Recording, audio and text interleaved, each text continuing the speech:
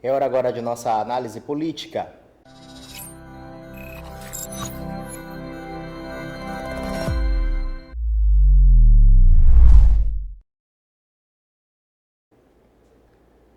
Eu já estou aqui com o Marcos Saldanha. Boa noite, Marcos. Boa noite, Pascoal, e feliz ano novo, Feliz né? ano novo, né? Ano Pois novo é. começando nossa primeira edição de 2019 É do isso Jornal da mesmo. Guará. E nesta primeira edição do ano, claro, não poderia ficar de fora o assunto posse. Posse do governador Flávio Dino, que assumiu ontem no dia 1º, posse também de Jair Bolsonaro, que assumiu a presidência da República.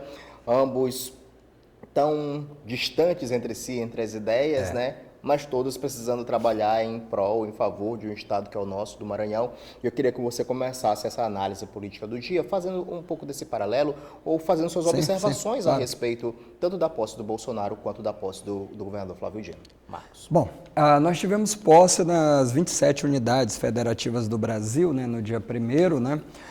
E aí, algumas pela manhã, mais cedo, outras pela tarde. O Flávio Dino fez na mesma hora, vamos dizer assim, que acontecia a posse do Bolsonaro. Não foi o único, alguns outros. Quase todos os governadores muitos do Nordeste do fizeram Nordeste, isso, exatamente, né? Porque há uma rejeição dos governadores do Nordeste ao Bolsonaro, né? Uma rejeição política. No plano institucional, terão que trabalhar juntos, isso é indiscutível. Mas do ponto de vista ideológico e político, sim. E isso, o ideológico político, ficou muito claro, né? Quando você vê o discurso do Bolsonaro falando em acabar com o socialismo ou a ideologia marxista, quer dizer, ele insiste ainda, né, nessa seara aí, né?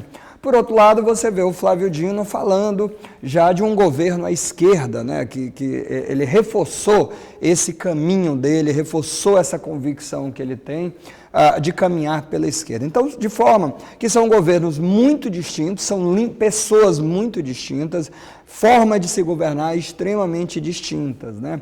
E que, bem ou mal, nesses 4 anos estarão muito nos holofotes. O presidente, claro, indiscutivelmente, mas o Flávio Dino também, indiscutivelmente, vai estar ali sendo uma referência de oposição, né? Você tem vários outros governadores de esquerda, principalmente no Nordeste, mas é indiscutível que o Flávio Dino se constituiu numa referência para além, claro, daqueles que já são candidatos potenciais, como Ciro Gomes, que tem um capital de voto, já é um nome pronto para as eleições presidenciais. Mesmo né? dizendo que não vai mais... Pois é, mesmo dizendo, mas são nomes que já são, né, ainda que não queiram, são nomes que estão ali já postos, né? O próprio Haddad, que pode não ser cabeça de chapa, mas está ali também, já conseguiram estabelecer isso. Mas desculpa te claro. interromper, mas tu achas que nesse momento é uma posição que deve ser fincada por todos esses postulantes próximos para uma presidência da República que vem daqui a 4 anos? Por que a pergunta? Porque normalmente a gente sempre diz assim,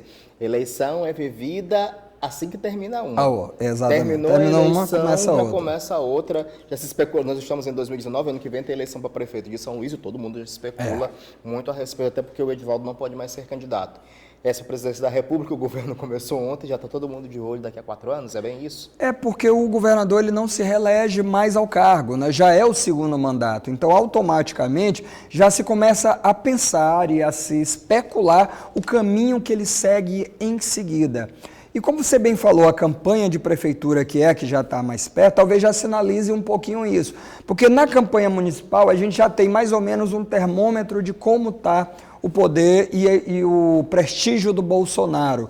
O PSL vai conseguir ter um sucesso em prefeituras, vai depender muito do resultado que o Bolsonaro apresentar para aquele momento que a popularidade tende a cair, né? Normal ali já acabar o que a gente chama de lua de mel com o governo, quer dizer, a partir do momento que ele começa a governar, começam algumas medidas e aí aquela unanimidade que se tem muito maior no início do governo, ela vai diminuindo consideravelmente. O Bolsonaro, ele já não é uma unanimidade, não, pois é. Né? Houve um racha muito grande. No entanto, pois é. Ele tem foi feita a pesquisa pelo Instituto Datafolha em que disse que 65% dos brasileiros acreditam que ele vai fazer um bom governo. Então, é um dado considerável, há que se dizer isso. Porque né? aí já inclui eleitores, inclusive, de quem votou, por exemplo, no segundo turno em Haddad, ou de repente quem fez o voto em branco, o voto nulo, está acreditando que vai ter um bom governo de Bolsonaro. Então, partindo-se desse princípio... Exatamente. A gente precisa ver como é que isso vai, se isso derrete ao longo desses 2 anos ou se o inverso, se isso fortalece, já que o poder do presidente é muito grande em obras de municípios ou que atinjam municípios, isso dá um prestígio para quem está apoiando o presidente. Essa matemática vai fazer muito a diferença na eleição, inclusive em São Luís, né, na capital maranhense ou grandes cidades maranhenses, porque se ele estiver bem na gestão dele, na aprovação, claro que o nome dele que ele vier a indicar vai ter um peso grande. Isso, né? Também, de repente, vale para o governador Flávio Dino, porque Pois o governador é. foi eleito aí com 60% Isso. dos votos de todo o Maranhão. A votação dele em São Luís também foi bem expressiva. Ele tem uma força... na eleição para prefeito, voltando aí para a eleição para prefeito, a posição do governador Flávio Dino foi essencial, foi fundamental, de repente, para a vitória do Edivaldo Holanda Júnior, porque ele veio construindo, e quando o governador disse, não, meu candidato é o Edivaldo Holanda Júnior, né, tomou uma posição, claramente os votos migraram para ele, enfim, tem a força também do governador, e aí Sim. é a situação que vai precisar ser pesada nessas eleições municipais. Exatamente, vai o peso que vai ter. Mas o Flávio, ele já apontou um caminho, nos primeiros decretos que ele fez, ele já foi rápido, e ele sabe que ele precisa, né, manter aquecida, né? Não só a popularidade, mas o ritmo de obras. Ele não pode diminuir esse ritmo. E, por exemplo, ele já fez aí uma proposta, ele falou no discurso dele de posse, em que estaria dentro de um pacto de solidariedade, né, pelo Maranhão, pelo Nordeste. Ele é uma pessoa do diálogo. Isso o Bolsonaro também falou. Agora, na prática, o que a gente precisa saber é como de fato vai se dar esse diálogo. Por quê? Porque o Flávio conseguiu governar sem recursos dados pelo Temer. Ele só recebeu aquilo que de fato era obrigatório, são os repasses federais. Fora isso, não recebeu nada. Então, não há expectativa que receba com Bolsonaro, ou seja, ele já está preparado para não contar com isso. Mas o que ele fez logo nos primeiros decretos foi diferente. Foi dizer, ele hoje, disse ontem que hoje ele iria já conversar com o ministro da Educação, empossado já, para poder dizer, ó, temos aqui a capacidade de ajudar na construção das creches que o governo federal deixou parada. Então, a gente quer fazer uma parceria nesse sentido, porque a creche não é obrigação do Estado, é do município, né? Mas o Estado estaria disposto a fazer essa parceria, já que a educação, começando na creche, nos municípios e tudo, teria um efeito muito grande. E a prioridade ele já sinalizou no caso do Flávio Dino, que é melhorar os números da educação. Mas também já se colocou, por exemplo, contra o Escola Sem Partido, né? Até fez decreto ainda no governo anterior sobre isso, né? E já falou que o caminho não é armar a população, né? Senão com livros e cadernos. Então, mais uma vez, você vê os caminhos distintos. Eu diria que o Flávio Dino apresentou bons resultados. Quem está dizendo isso não sou eu, são as urnas. Ele é reeleito, ele já foi testado, né? O governo dele já teve aprovação por conta da reeleição. O Bolsonaro, por sua vez, vai tentar esse desafio de fazer um governo que lhe dê cacife e capacidade de se reeleger.